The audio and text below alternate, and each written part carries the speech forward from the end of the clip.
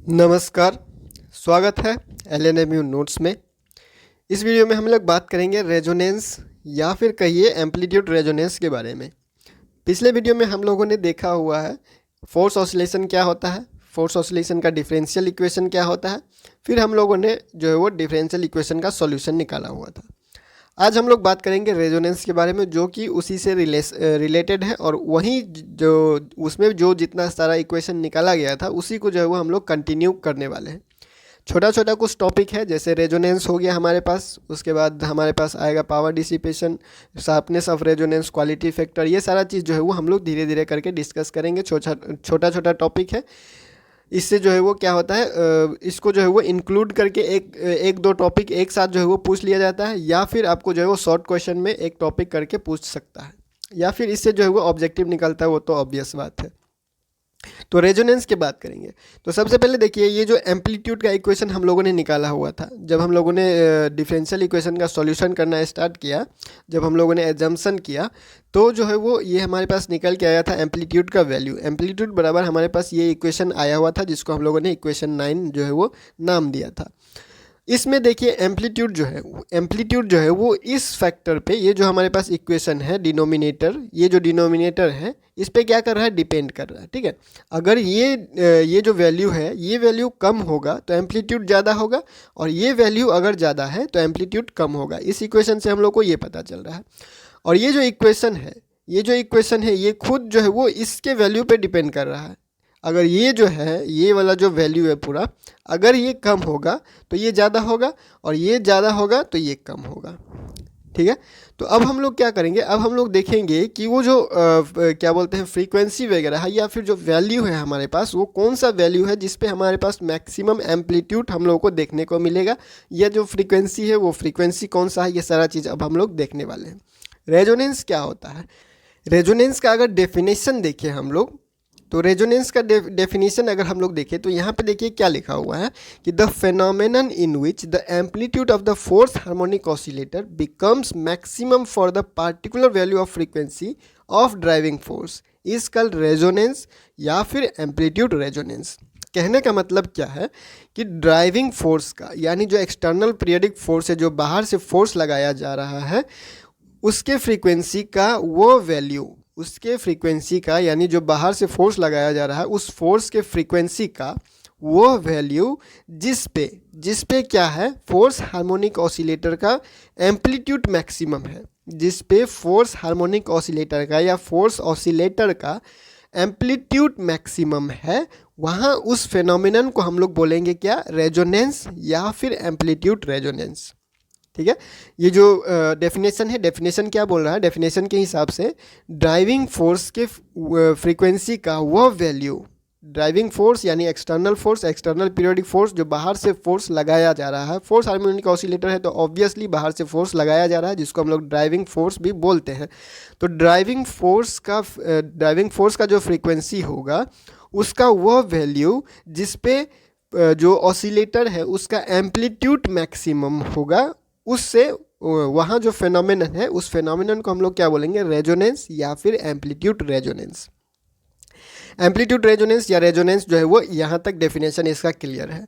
अब जो है वो ये जो फ्रीक्वेंसी है, ठीक है, ये जो फ्रीक्वेंसी का बात किया जा रहा है, वह फ्रीक्वेंसी, अब वो फ्रीक्वेंसी पे आ जाते हैं, तो वो जो पार्टिकुलर फ्रीक्वेंसी होगा, ठीक है, यहाँ पे क्या हुआ, ड्राइविंग फोर्स का फ्रीक्वेंसी का वह वैल्यू जिस पे एम्पलीट्यूड मैक्सिमम हो, वो उसको रेजोनेंस या एम्पलीट्यूड रेजोनेंस कहा गया। अब फ्रीक्वेंसी का वो वैल्यू, वो पार्टिकुलर वैल्यू, जो फ्रीक्वेंसी का वो वैल्यू जिस पे एम्पलीट्यूड मैक्सिमम रह रहा है, उसको हम लोग रेजोनेंट फ्रीक्वेंसी बोलेंगे। The particular driving frequency at which resonance occur, जिस पे जो है वो रेजोनेंस हो रहा है, जिस पार्टिकुलर फ्रीक्वेंसी पे रेजोनेंस अकर कर रहा है, उसको हम लोग रेजोनेंट फ्रीक्वेंसी बोलते हैं।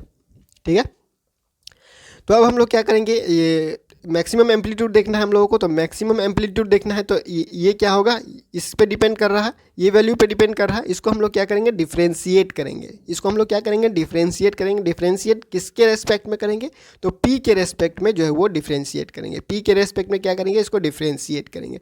तो सिंपल सा डिफ्रेंशिएशन है, नीचे में जो भी वैल्यू लिखा हुआ है डिनोमिनेटर में उसको हम लोगों ने लिखा और इसको क्या कर दिया, डिफ्रेंशिएट किया।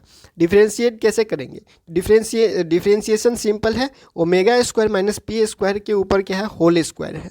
तो सबसे पहले ये होल स्क्वायर इधर आ जाएगा, स्क्वायर में जो भी वैल्यू होता है या पावर में जो भी वैल्यू होता है वो जो है वो कोफिशिएंट बन के आता है और ऊपर क्या हो जाता है, माइनस होना होता है। वो सारा चीज़ों क्या है, सिंपल सा डिफ्रेंशिएशन है। तो ये क्या हुआ, यहाँ पे जो है वो 2 था, 2 यहाँ पे आ गया।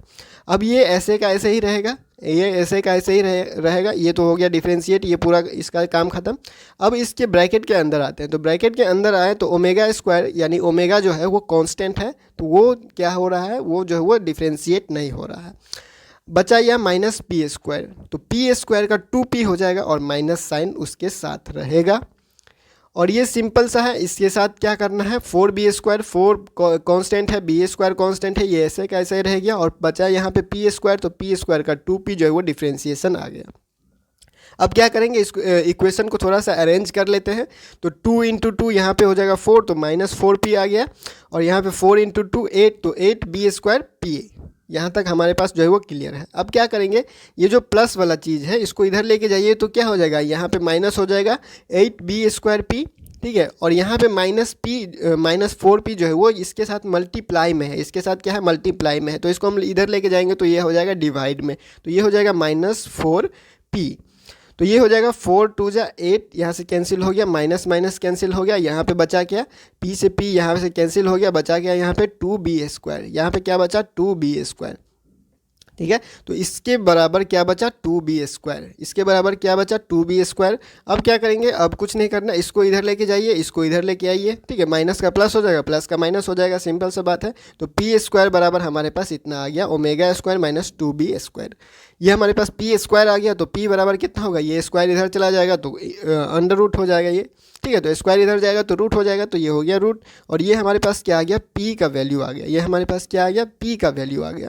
अब अगर हम लोगों को याद हो तो जो हम लोगों ने कंसीडर किया था जब हम लोग डिफरेंशियल इक्वेशन करना स्टार्ट किए थे, तो डिफरेंशियल इक्वेशन करने टाइम को हम लोगों ने फोर्स माना हुआ था F0 साइन PT, जो बाहर से फोर्स लग रहा है उसको हम लोगों ने F0 साइन PT माना हुआ था। उसके बाद वो फ्रीक्वेंसी जो माना हुआ था वो फ्रीक्वेंसी था p/2π, जो फ्रीक्वेंसी हम लोगों ने माना हुआ था वो फ्रीक्वेंसी था p/2π। तो p हम लोगों के पास आया, p हम लोगों के पास आया इतना वैल्यू। इसका मतलब ये है कि ये जो ऑसिलेटर ऑसिलेट कर रहा है उसका जो मैक्सिमम एम्पलीट्यूड होगा वो किस फ्रीक्वेंसी पे होगा, p का वैल्यू इतना है तो इस फ्रीक्वेंसी पे होगा, इतना बाई 2π हो जाएगा इसका।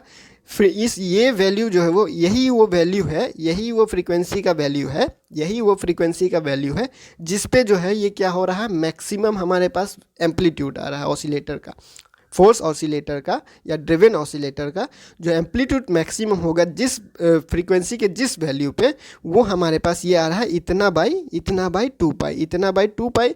इसको हम लोग क्या बोले डेफिनेशन के हिसाब से, रेजोनेंट फ्रीक्वेंसी क्या है, फ्रीक्वेंसी का वो पार्टिकुलर वैल्यू जिस पे रेजोनेंस अकर कर रहा है, यानी कि जो मैक्सिमम एम्पलीट्यूड अकर कर रहा है, मैक्सिमम एम्पलीट्यूड वाला फेनोमेनन जो हो रहा है, वो जो फ्रीक्वेंसी का वैल्यू है वो है हमारे पास इतना by 2π, omega square minus 2p square under root में और बाई 2π, ठीक है। तो उसी चीज़ को हम लोगों ने इतना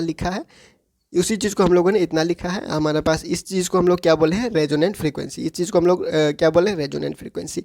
अब देखिए रेजोनेंट फ्रीक्वेंसी जो हमारे पास निकल के आ रहा है, वो ये रेजोनेंट फ्रीक्वेंसी जो है वो हमारे पास जो फ्री ऑसिलेटर के लिए जो फ्री ऑसिलेशन के लिए जो फ्रीक्वेंसी है ओमेगा बाई 2π, और हमारे पास डैम्प्ड ऑसिलेशन भी हम लोगों ने पढ़ा हुआ है, तो डैम्प्ड ऑसिलेशन का भी फ्रीक्वेंसी जो है उससे भी कम है, यानी कि जो रेजोनेंट फ्रीक्वेंसी जो है वो फ्री ऑसिलेशन का जो फ्रीक्वेंसी है, नेचुरल फ्रीक्वेंसी से भी कम है, नेचुरल फ्रीक्वेंसी से भी कम है और डैम्प्ड फ्रीक्वेंसी से भी कम है। जो डैम्प्ड ऑसिलेशन का फ्रीक्वेंसी है उससे भी कम है उस रेजोनेंट फ्रीक्वेंसी, और जो नेचुरल फ्रीक्वेंसी है उससे भी कम है रेजोनेंट फ्रीक्वेंसी। उस चीज़ को यहाँ पे लिख दिया गया है, the resonant frequency is slightly smaller या फिर less than the natural frequency, यानी अनडैम्प्ड जो है omega by 2 pi, and the natural damped frequency, यानी कि जो डैम्प्ड ऑसिलेशन में जो हम लोगों ने फ्रीक्वेंसी निकाला था वो था इतना, तो इससे भी कम क्या आ रहा है हमारे पास, रेजोनेंट फ्रीक्वेंसी। नेचुरल फ्रीक्वेंसी से भी कम और डैम्प्ड फ्रीक्वेंसी से भी कम आ रहा है हमारे पास नेचुरल फ्रीक्वेंसी। ठीक है, यहाँ तक हम लोगों ने क्लियर किया। हम लोगों ने क्या निकाला, अब फ्रीक्वेंसी निकाल चुके हैं। अब हम लोग क्या करेंगे, इससे कंक्लूजन निकालेंगे। इससे क्या करेंगे, कंक्लूजन निकालेंगे। अब क्या करते हैं हम लोग, अब हम लोग जो है वो क्या करेंगे, बी का वैल्यू कम करेंगे, यानी डैम्पिंग कम करेंगे। डैम्पिंग अगर कम करें, बी जो है वो अभी तक डैम्पिंग को ही रिप्रेजेंट करते आ रहा है, तो बी का वैल्यू अगर हम लोग कम करें तो जो ड्रिवन फ्रीक्वेंसी है, मतलब कि जो हम लोगों ने बाहर से फोर्स लगाया उसका जो फ्रीक्वेंसी है वो नेचुरल फ्रीक्वेंसी के बराबर होगा। बराबर मतलब कि लगभग बराबर, नियरली इक्वल होगा, सिमिलर होगा। किसके, पी जो है वो जो नेचुरल क्या बोलते हैं, बाहर से जो फ्रीक्वेंसी लगाया गया है वो क्या होगा, सिमिलर होगा किसके, जो नेचुरल फ्रीक्वेंसी है हमारा उसके। कब, जब डैम्पिंग कम होगा। डैम्पिंग कम यानी कि वी का वैल्यू कम। जब डैम्पिंग कम होने का मतलब बी का वैल्यू कम। जब बी का वैल्यू को हम लोग कम करेंगे तो जो है वो जो बाहर से फ्रीक्वेंसी लगा, जो बाहर से फोर्स लगाया गया है उसका फ्रीक्वेंसी जो है वो नेचुरल फ्रीक्वेंसी के लगभग बराबर होगा। नेचुरल फ्रीक्वेंसी के लगभग बराबर होगा। तो डैम्पिंग को जीरो कर दें, अगर डैम्पिंग को अगर जीरो ही कर दे, तो डैम्पिंग को जीरो कर दे तो हमारे पास पी बराबर ही हो जाएगा इतना।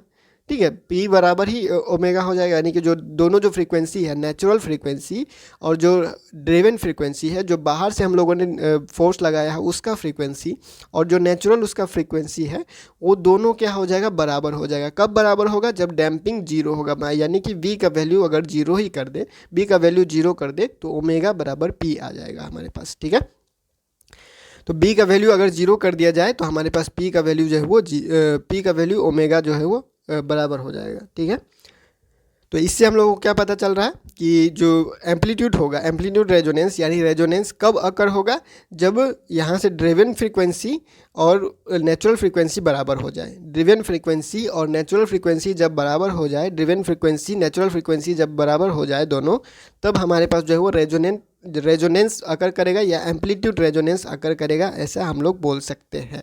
ठीक है, यहाँ से हम लोगों के पास यही इक्वेशन निकल के आ रहा है, क्योंकि ये जो फ्रीक्वेंसी है, जो बाहर का जो फोर्स लगाया गया है उसका जो फ्रीक्वेंसी है वो फ्रीक्वेंसी नेचुरल फ्रीक्वेंसी के ओवरलैप करेगा।